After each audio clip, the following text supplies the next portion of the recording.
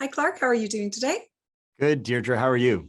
Good. I'm very well, thank you. I absolutely adored Encanto, so congratulations, first of all. Thank you so much.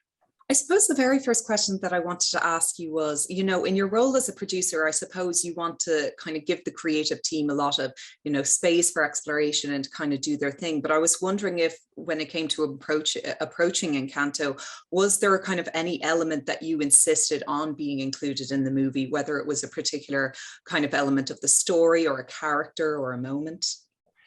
I always think for Disney animation, one of the things I've always loved about all of our animated films is there's always that very emotional moment, right? Where we've taken the audience to an emotional place where they've fallen in love with the character to the point that they feel what the character is feeling.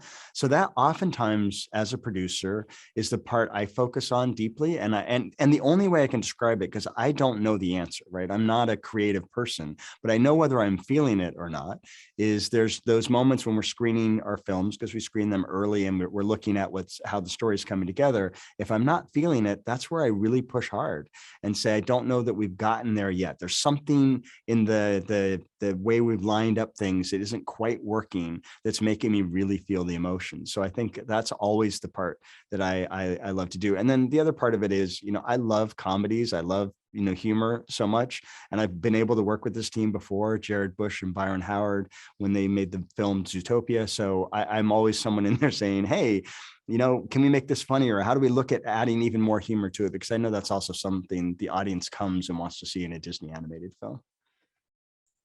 Absolutely. And you have, produced quite a number of projects for Disney at this point, and it's incredible. Like the House Mouse has been around for how many years, and it still manages to produce such high quality and diverse, material across film. And now it's kind of exploring TV that bit more as well through Disney Plus.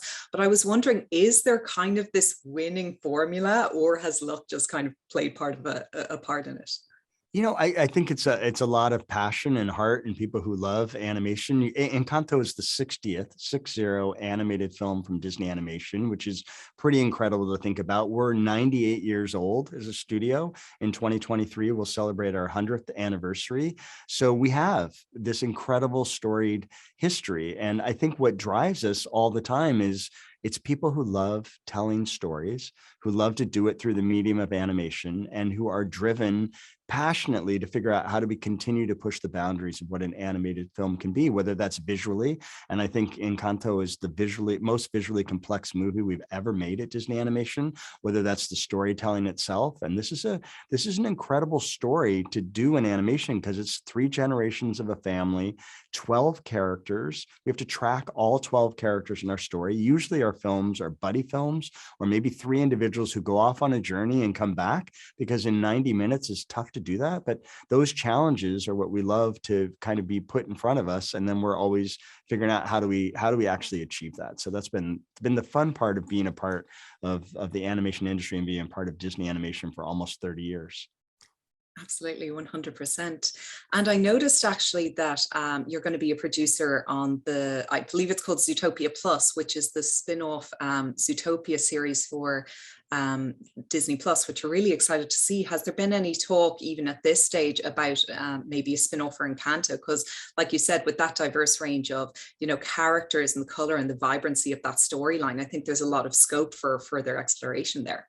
I think the incredible thing about Disney Plus is it gives us this opportunity to go back to these characters and these stories and these worlds that we love, we personally love, because, we work on these films for 5 years, 6 years sometimes, and then they are released out into the world, and Encanto will be released on November 24th. And then we sort of have to say goodbye to this family that we've fallen in love with. So to have that opportunity to think about what other stories could be told, and to have this incredible place to have them be told on Disney Plus is amazing. And it's one of the things I love about Zootopia Plus.